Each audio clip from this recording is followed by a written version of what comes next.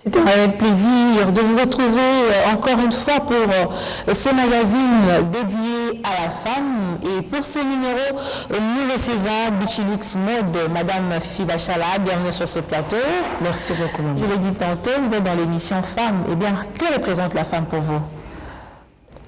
Le mot femme, la femme est tout.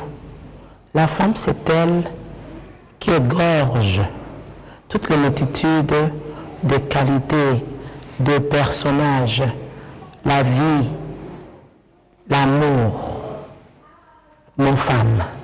Voilà. Et vous-même, vous incarnez toutes ces qualités? Quand une femme n'a pas d'amour, elle ne saura rien supporter. La mère, la femme supporte, elle encourage. Quand même tout va mal, malgré que tout ce monde est en train de s'écrouler, c'est elle la dernière à pouvoir donner de l'espoir, à aimer, à encourager et surtout à supporter, à pardonner. Tout à fait. Donc s'il n'y a pas l'amour, la femme représente l'amour pour l'humanité. C'est ça, la femme est vraiment au cœur du développement du pays. Aujourd'hui, vous êtes dans la mode, vous êtes créatrice, vous êtes styliste, vous êtes modéliste. Est-ce par passion, par vocation ou finalement par accident? Vous savez, il n'y a pas longtemps, je viens de découvrir que mon grand-père paternel, donc le papa de mon père, fut tailleur.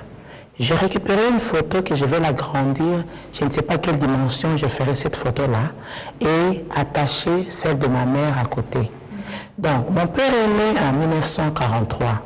C'est que mon grand-père travaillait déjà 10 ans avant ou 15 ans avant que mon père puisse naître.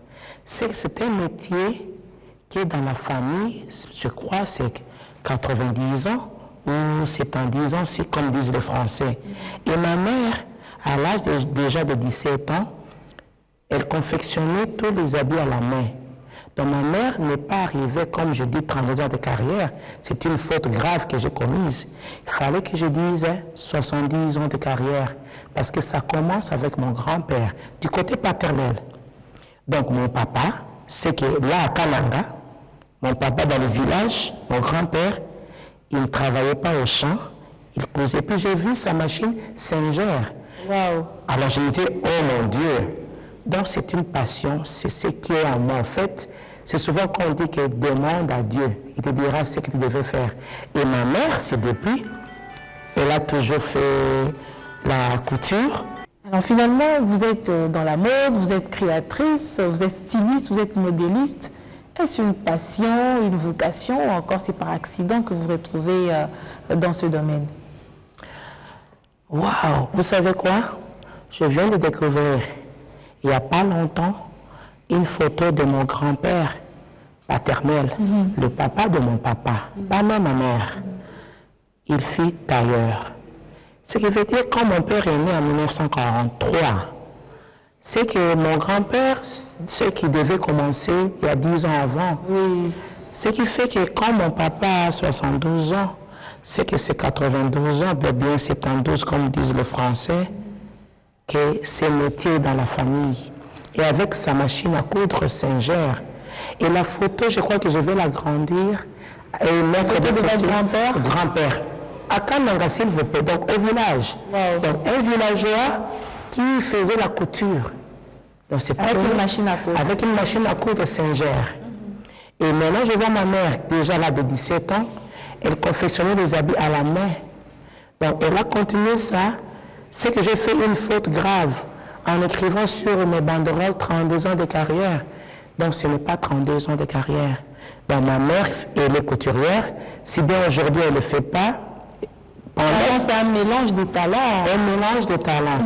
Donc ma mère, et souvent elle me demandait, quand j'étais encore à l'étranger, mais personne ne va hériter de ce travail. Et si je suis fatigué, à l'époque, je me rappelle, je me disais comme ça, avec tes histoires. Donc c'est comme c'était un métier pas d'importance, qui n'avait pas d'importance. Et aujourd'hui, je me retrouve styliste pendant que je fais les études. Et qu'est-ce qui a déclenché ce talent-là en vous? Pendant que je négligeais, quand elle me parlait, personne ne va hériter de cet atelier. Mais je réquisitionnais tous les tailleurs quand je venais en vacances. Donc j'ai conservé mes modèles. Ok. Donc, tout ce que moi j'avais dans mes valises lorsque je rentrais aux États-Unis et au Canada, dans mes 2 valises, il n'y avait que des pagnes. Ok. Donc, j'ai réquisitionné tout le monde. Donc, j'ai conservé, je disais, vous faites ceci. Mais les clients, non, maman, tu patientes, je n'ai que 2 semaines ou 3 semaines, c'est moi qui fais. Sans que au fait, je ne me rendais pas compte, c'était ça que j'aimais faire. Et quand je le portais à l'étranger, j'étais si fière qu'on puisse voir que j'étais une Africaine, mais qui parle anglais. Une Africaine parlant anglais, finalement, vous avez vendu cette identité africaine à l'étranger. Aujourd'hui, comment vous pouvez définir ce métier de styliste modéliste? Aujourd'hui, je dis ceci. Réfléchissons un moment. Si nous, les stylistes, les couturiers, les tailleurs, nous faisons la grève, et les gens qui vendent la nourriture, le monde est foutu. Donc, de quoi vous allez vous habiller et de quoi vous allez manger? Tout le monde s'habille, tout le monde. Tous les jours, on est Dès que l'enfant naisse, c'est bien, mais dès qu'il naisse, la première chose qu'ils seront fait, on l'habille. on l'habille. Donc pour moi, le métier, c'est un métier noble. Un métier que nous devons normalement... je ne dis pas que les gens doivent m'encourager. Je m'encourage moi-même d'abord. Je me valorise. Je me donne de l'importance. Donc je dis, je suis bien habillé. C'est que, en fait, je me vends au plus cher possible. Bien sûr, pas mon corps, mais je vends les habits que je cours. Comme vous l'avez vendu aussi aujourd'hui dans l'émission. Parce que personne ne pourra le croire. On a décidé hier, mais j'ai conservé ça mal, que tu puisses porter du prêt-à-porter, comme on le dit, on est que tu me portes moi. Et alors là, je me suis coupé en carte que tu dois te représenter avec l'image de Bichulix. Donc l'épargne en fait. Mais aujourd'hui, il n'y a pas seulement l'épargne. C'est quoi votre style? Vous faites du mélange? Je fais du mélange. Aujourd'hui là, je fais les costumes pas en tissu pagne. Je le fais avec des tissus normaux. Les chemises que je porte aujourd'hui. Donc pour moi, je vais faire la concurrence pour dire il n'y a pas que les blancs qui le font. D'ailleurs, les blancs, ils ne se mettent pas à la machine. C'est une personne qui se met devant la machine. Même si on coupe, c'est une personne qui coupe. Donc c'est cette notion que je vais enlever dans la tête des gens. C'est du prêt-à-porter. Et là, ça aussi, c'est du prêt-à-porter. Ce n'est pas la personne, ce n'est pas la machine elle-même qui a fait. Ici, quand ce sont des classiques, des tailleurs, on les appelle prêt-à-porter. Voilà. Alors, il faut bannir ces noms-là. Là, j'ai fait du prêt-à-porter. Même avec les pagnes. Même avec les pagnes, c'est du prêt-à-porter. Parce que ce n'est pas la machine qui a cousu. Ce n'est pas la personne qui se dit, OK, automatiquement, comme on fabrique les fauteuils. Donc, tout, c'est la personne qui tient l'habit, qui touche l'habit, qui lui donne une forme, qui lui donne son style. Donc, nous sommes de prêt-à-porter. Et moi, je vais valoriser sérieusement quiconque qui croit que le style, bien les stylistes, bien les modélistes ou les couturiers, parce qu'il y a une très grande différence. On doit nous valoriser. Styliste, modéliste et couturier. Vous êtes styliste modéliste. La couture, il faut seulement aller avec les mots. La couture, c'est quand nous mettons l'habit sous la machine. La couture est sale. Ce n'est pas le modèle qui est sale, c'est le fil passé sur l'habit qui est sale. C'est comme ça que faites une bonne couture, que ce soit une propre. Donc c'est la machine là qui coud dans la personne qui est devant la machine couturier. Et en même temps, ces couturiers, ces couturières peuvent devenir aussi stylistes. Ils donnent son style. Moi, mon style, c'est katakata, nyokolo lamba. Je peux avoir, au lieu d'utiliser 6 yards, je mets 12 yards. Donc je coupe, donc je dépièce tout un tissu. En fait, j'adore ça. J'adore quand je te vois là. Si c'était moi, je pouvais piller toutes les étoiles et les rassembler sur, je ne sais pas. Donc, en fait, je redessine ce que le dessin original a été fait, en fait. Alors, donc, je donne mon style à moi, mon style Bichulix. Et aujourd'hui, je suis contente. Il y a des gens, dès qu'ils voient quelqu'un en route, ça, c'est les ciseaux de Bichulix. Alors, les modélistes, ce sont les modes qui est périodique. Là, c'est quelle tendance en fait? Moi, je ne donne pas de tendance. Moi, je fais tout. Je dis, au fait, pour qu'aujourd'hui, nous partons tout ce qui était il y a 1960, 1930. Donc, nous rien de nouveau sur voilà, ce sont des modes qui sont passés, mais nous en fait, on les fait revivre. Voilà. Donc, nous donnons des modes. Mais ces modèles-là, C'est un style qui est attaché à ça. Modèle Bukamapeka, modèle Kanzaku, modèle Kipakapaka, modèle Nana Linga Mobali. Ce sont des modèles, mais on donne à ça un style. Le style, c'est quoi? C'est l'identité de quelqu'un. Donc vous, à travers aujourd'hui là, il y a votre style Bichilix. Oui. Aujourd'hui là, je peux dire ceci. À part Bichilix, il y a Maude Adé. Elle fait plus le nid d'abeille. C'est son style à elle. Elle adore faire ça. Ça prend beaucoup de travail. Modèle Marcia, elle adore beaucoup de pierres. C'est ça elle. Modèle Karine Pala, c'est plus à l'africaine. Elle met de zéké, elle met le raffia. Oui. C'est ça, chacun a son style. Jamais nous tous, on va coudre de la même façon. Nous donnons nos modèles aux couturiers, qui sont des couturiers, qui réalisent ce que nous avons dans nos têtes. Voilà la différence. Nous concevons. Moi, tout ce que je fais, la plupart, je peux rester là vous prendre. Où est-ce que vous tirez cette inspiration? Quand est-ce que vous vous inspirez le mieux? Si je vous dis une fois, je prenais ma douche, un modèle m'est arrivé. Pourquoi? Soit je dors avec le pain dont j'observe pendant 2 heures. Et du coup, quelque chose me pique. Ah, pour ces pannes, je vais créer ça. Mon style à moi, je ne me mets pas là avec un crayon en train de dessiner. Mon style vient avec le dessin que je vois. Ce que je vois m'inspire. La nature m'inspire. Les tissus carreau-carreau que notre caméraman a porté m'inspire. Au fait, c'est de là. Et chacun a sa façon de tirer l'inspiration. Aujourd'hui, là, je dirais que c'est dans le son. Parce que ça fait des générations et des générations. Alors, Madame Bichilix, comme on aime toujours vous appeler, aujourd'hui, les gens pensent que quand on parle des stylistes ou des tailleurs ou de quoi, c'est plus les pagnes qu'il faut utiliser. Et nous avons remarqué que vous avez quand même amené cette différence-là pour dire qu'avec les autres tissus, on peut mieux s'exprimer. Oui. Est-ce que c'est le cas vraiment? D'ailleurs, je veux me mettre, donc ça sera ma spécialité. Et quiconque qui a un tissu, quiconque qui aime telle veste ou telle chemise ou telle tenue, dame, quiconque, donc c'est mon challenge, quiconque qui a ce tissu, ramène-moi le tissu et le modèle que vous voulez. Je vais vous le réaliser.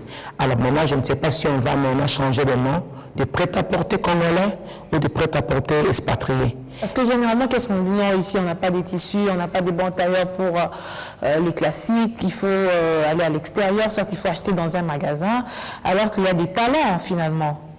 C'est vrai, il y a des talents, mais malheureusement, nous n'avons pas tous les équipements dont nous avons besoin. Oui. Et ça coûte cher. Je donnerai un exemple typique. Les accessoires que nous mettons dans le veste, tu peux trouver c'est de 5 $. Mais ce sont des fausses qualités. Fausses qualités, je m'excuse. Mais il y a ceux dont tu peux dépenser 20 $ ou 30 $. Vous voyez déjà la différence. Oui. Mais quelqu'un qui n'a pas le montant de 100 $ par exemple, ou de 150 pour faire confirmer la veste, et qui n'a que 50 $, qu'est-ce qu'il fera? Il va utiliser les faux. Mais si les produits, parce qu'il y a carence, mais plus on aura ça et le prix va diminuer, et nous allons aussi diminuer le prix. Nous ne fixons pas le prix, c'est par rapport à la tête, c'est par rapport à nos produits premiers. Moi, j'appelle le magasin où je prends ma produit, c'est nos Dubaï. C'est quoi? C'est parce que c'est là où on va chercher nos accessoires. Oui. Et ça coûte énormément. Un petit bout morceau d'1 mètre d'un paire de dentelle te coûte 10 $. Mais s'il faut mettre 4 mètres, je n'ai pas encore acheté d'autres accessoires. C'est déjà 40 $, je pense. Et à la fin, je vais vous charger combien? Et les gens disent que finalement, c'est cher d'aller chez un modéliste ou une couturière pour se faire un habit que d'acheter dans un magasin, alors qu'il y a cette particularité-là quand c'est cousu par quelqu'un et vous avez le temps d'apporter peut-être votre touche, c'est que vous voulez. On vous reproche d'être cher. Il y a un monsieur, Papa Jérôme Poy. Hier soir, il m'a montré sa femme que j'ai habillée. Elle était partie en Afrique du Sud. Tout était habillé, soi-disant prête à porter. Et je l'avais habillée. Mais c'est tout le monde qui l'a regardé. Mais toutes les mamans, donc toutes m'ont appelé. Pourquoi elles m'ont appelé? Il fallait qu'elles restent avec leur prêt-à-porter, leur robe de soirée. Donc je mets en fait en valeur quelque chose qu'on n'en avait pas. Ce qui veut dire en fait, si nous nous spécialisons en ça, tout le monde va cesser de s'habiller en soirée importée. Et si vous mettez aussi à la bourse de tout le monde. Voilà, c'est ça. C'est ça la difficulté que nous avons. La difficulté, maintenant, ça vient aux nos importateurs.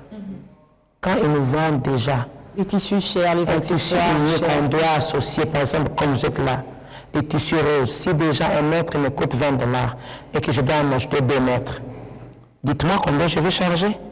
Faites-moi le calcul, je peux vous le faire rapidement. Donc à la fin, je dois me retrouver. Et mon prix de base, c'est pourquoi? Moi, je ne cache rien en fait. C'est pour que les gens se rendent compte pourquoi c'est cher.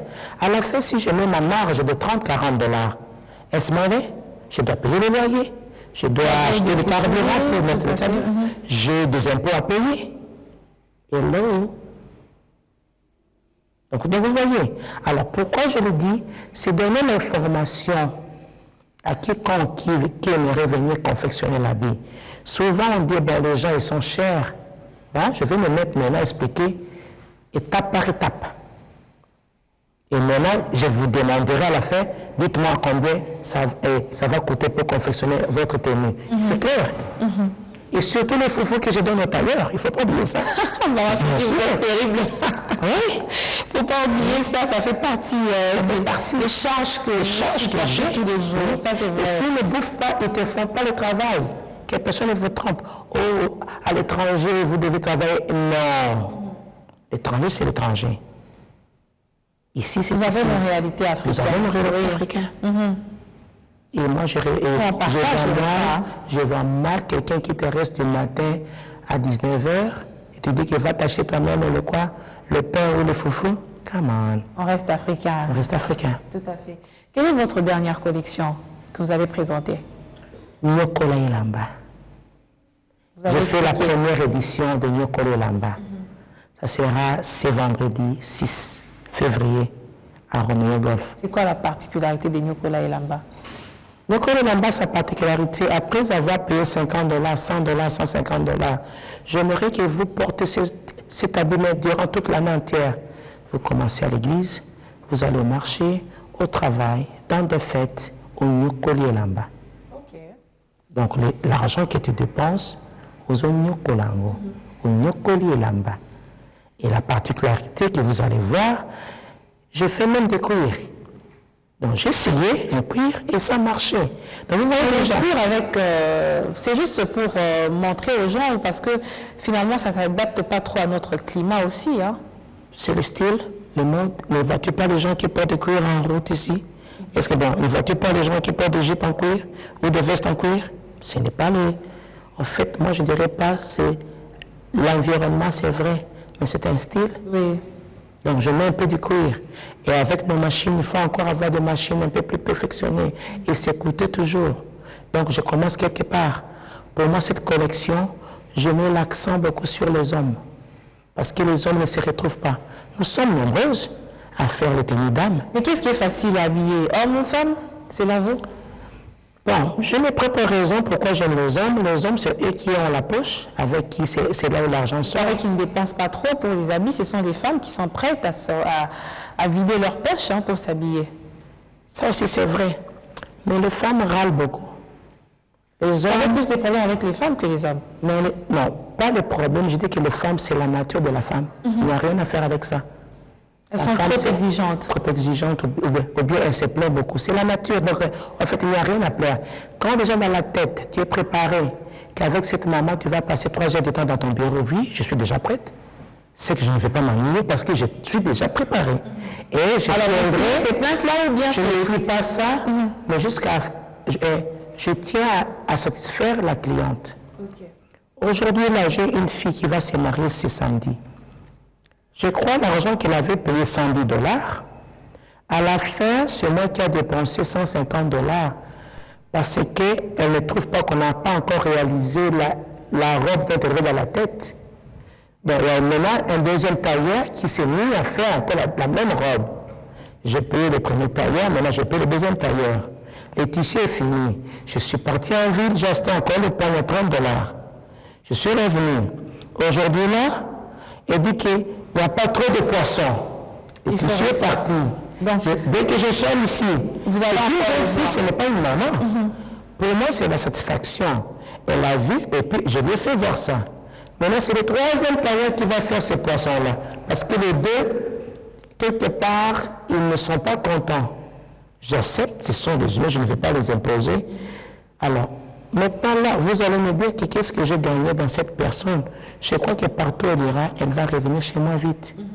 J'ai peut-être perdu maintenant, mais j'ai gagné sa confiance. Mais c'est une jeune fille qui ne travaille pas. Moi, ma préoccupation, c'est de savoir, maintenant, vous allez vers les hommes parce que vous fouillez ces plaintes ou vous y allez parce que vous voulez apporter quelque chose de plus. Je vais apporter quelque chose de plus. Pourquoi? Tous mes copines stylistes, je suis très contente. On a fait un défilé avec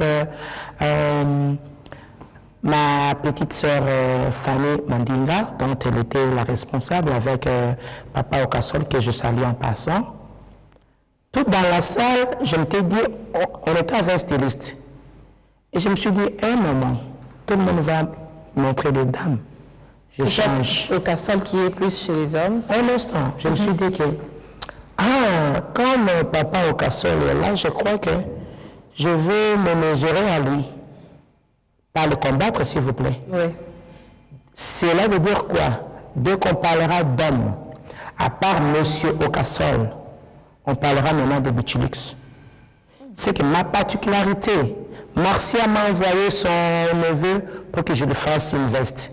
Maman Sylvie Bongo m'a envoyé son neveu pour une veste. Fanny me dit, ah non, maman Fifi, non. Vraiment, comme j'ai mes deux neveux, mais elle court. Ce n'est pas de la réalité. Entre vous, vous reconnaissez les... Bien sûr. Moi, je ne suis pas de cet avis qu'on doit y avoir une concurrence ou des rivalités. C'est l'impression qu'on a entre les modélistes et les stylistes. Pourtant, on dit que l'union fait la force, parce que si moi je reconnais que je ne suis pas forte dans tel domaine et que c'est Julie Sefout, par exemple, qui sait le faire, je recours à Julie, sans problème. J'ai demandé une émission dont je serai la présentatrice, l'émission sur la mode. Et pourquoi je le fais en 50%? C'est pour éliminer cet esprit-là, l'intention-là que les gens disent que les stylistes, donc il doit y avoir une rivalité. Non, on doit se souder. Chacune de nous ou chacun de nous a sa particularité. Je l'ai dit il n'y a pas longtemps. Maman Adé, c'est le nid d'abeille. Marcia, c'est le pierre. Fanny, c'est ça ou ça. Et moi, Fifi Bichilux, je veux me spécialiser en homme. Je fais aussi les dames, bien sûr. Mais dès qu'on passera au Cassol, écoutez-moi bien. Okasol elle a des machines spécialisées. Il est venu me voir un jour, il a vu mon atelier. Il dit, papa, tu sais quoi? C'est toi mon rival. Mais en métier, bon, on fait la concurrence loyale. Quand tu fais une veste, quand tu n'as pas le temps pour faire tous les gens qui veulent une veste dans 2 jours, et moi je te bouffe tous ces clients. Et puis les contents. Donc je vais éliminer et puis il va commencer à me recommander tous ses clients. C'est des gens pas. Voyez-vous ça? Vous voyez Okasol recommander à Bichilus que tous ses clients allaient chez Fifi pour faire le veste. C'est que c'est ma particularité dont je vais faire voir. C'est défilé de mode. Il y aura plus d'hommes que de dames. Il y aura au moins 50 tenues hommes. Donc je fais 50 tenues hommes. Donc les hommes, ne manquez pas. Ils doivent venir participer. Surtout, je me dis, quand vous venez, la veste ne prendra pas 3 jours. C'est ça aussi le problème. La veste ne prendra pas 3 jours. Stylistes, l'accent que je mets pour tous les clients. J'ai eu une dame qui m'a rappelé il n'y a pas longtemps. Elle était fâchée comme quoi, selon elle. Ça c'est normal. Quand les dames se plaignent, je trouve ça comme si elle disait bonjour. Non, maman Fifi, non, t'es chère ou bien la vie, c'est pas ça, elle est partie. Elle a une fête ce samedi. Elle avait juré qu'elle n'allait pas revenir. Mais elle m'appelle hier. Maman, tu sais quoi?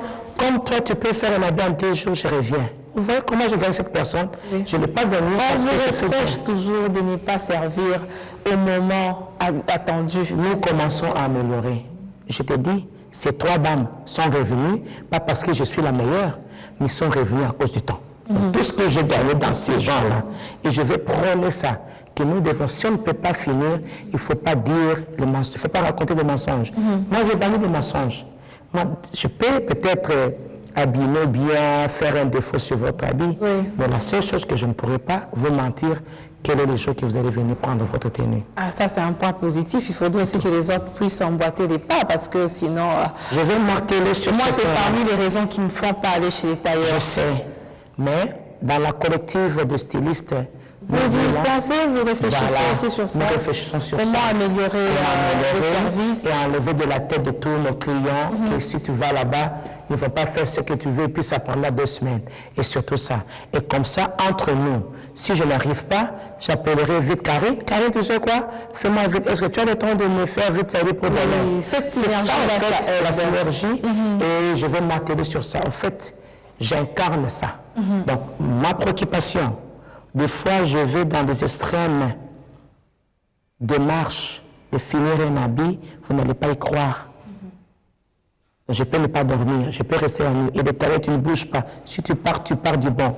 Et je mets le carburant. Tout ça, c'est quoi? C'est pour respecter l'heure. Pour satisfaire aussi et la souvent, les tailleurs, comme je dis, les stylistes, donc comme les coiffeuses, tu ne peux pas te dire que le week-end, je dois rentrer à la maison. C'est le jour où tu fais plus de business. De travail. Tu veux être tailleur. Si tu ne dormiras pas dans ton travail, ne viens même pas dans ce métier. Ne t'improvise pas styliste et modéliste quand tu ne peux pas te sacrifier tes nuits. Oublie ça. Alors, dès que tu commences à passer des nuits, c'est là qu'on pourra commencer à livrer des habits plus vite. C'est tout. C'est le secret. Alors, une dernière question. On vous considère aujourd'hui comme modéliste ou comme finalement ambassadrice de la mode? Le mot ambassadrice, je suis ambassadrice de la paix, du Visco, que je vous savais préférez être ambassadrice styliste et modéliste. Et j'ai une fondation. Donc, l'important, j'allais souligner ces points. Tous ces tenues seront vendus sur place. C'est pour soutenir ma fondation. Parce que des fois, combien de fois je suis venu ici? Chez B1, que je salue, M. Moutamba Passa, c'est un papa merveilleux. Extraordinaire. Extraordinaire. Et au fait, on m'a maquillée. C'est ce que j'ai trouvé impressionnante. Et là, une maquilleuse en permanence. Mon papa, c'est l'organisation dans le travail. En permanence, voyons. En permanence. Là, je dis, c'est la classe. Et si vous aimez la façon dont on m'a maquillée, c'est Pamela la belle qui l'a fait. Merci beaucoup, ma chérie. Alors, pour moi, styliste et modéliste, l'important, c'est que je vends mon service. J'ai un service que je dois vendre. Et ça doit être respecté. Et c'est moi-même qui dois commencer par respecter ça. À le faire respecter, oui, tout à fait. Bien sûr, il y a des dames qui sont venues et se sont plaintes. Mais je suis allé moi-même chez elles. J'ai repris la boucle pour la refaire. Et en fait, elle s'est dit, ah, maman Fifi, pour ça, voilà, revenir chez vous. Donc, il n'y a pas que du bon moment. Mais avec le monsieur, quand c'est bon, c'est bon. Les messieurs n'ont pas de forme. En fait, le secret, c'est quoi? Nous, les mamans, nous avons des formes géométriques. Le monsieur, c'est les épaules et les tailles, c'est tout. Ça apparaît un peu plus facile. Tout à fait. Il faut aussi les satisfaire pour que finalement, il y ait un équilibre. Le monsieur, crois-moi, il va revenir chez moi. Ça, je le garantis. Pourquoi? J'ai maintenant toute une délégation de jeunes personnes, comme je dis, donc allant de 20 ans, 30 ans, qui sont non, pas mes mannequins, mes clients. Vos clients? Vous savez que ce n'est pas facile qu'un jeune garçon qui est stylé, qui ne pense que jamais il pourra porter, et désormais commence à s'habiller en ton moment. C'est pas facile, hein? Vraiment. Donc on veut que de telles personnes. Et maintenant, il me ramène 5 tenues. Maman, fais-moi ça, fais-moi ça. C'est que la confiance, je suis en train de créer cette confiance à tout homme qui m'observe, tous messieurs qui m'observent. Et mon papa, d'ailleurs, je l'encourage beaucoup, papa Moutamba, parce qu'il m'encourage, il couche chez moi. Pourquoi? Ce n'est pas les habits qui manquent. C'est une façon de m'encourager, une façon de me dire que ma fille, vas-y. Et je l'apprécie énormément. Merci beaucoup, Maman Bichilux. Les rendez-vous donc pris pour ce 6 février au Romeo Golf. À 19h. 19h juste. Et le droit d'entrée est $50 et $100 VIP. J'espère qu'il y aura du monde pour ceux qui vous aiment et qui vous apprécient. Le secret, il y aura des surprises. C'est quoi? Le mannequin principal, c'est Julien Piana. Ok, j'espère que tous les mélomanes de JB Il va agrémenter la soirée. Ça, c'est aussi une particularité de ce défilé de mode qui sera agrémenté par JB Piana. Merci, maman, d'avoir répondu à notre invitation de ce soir. L'on ne peut que vous souhaiter bonne chance. Merci beaucoup. Et aussi que toutes ces créations puissent aller de l'avant afin que nous, Congolaises et Congolais, nous soyons bien habillés. Merci encore à tous nos téléspectateurs d'avoir suivi cette émission. Je vous retrouve très bientôt pour un nouveau numéro de l'émission Femmes.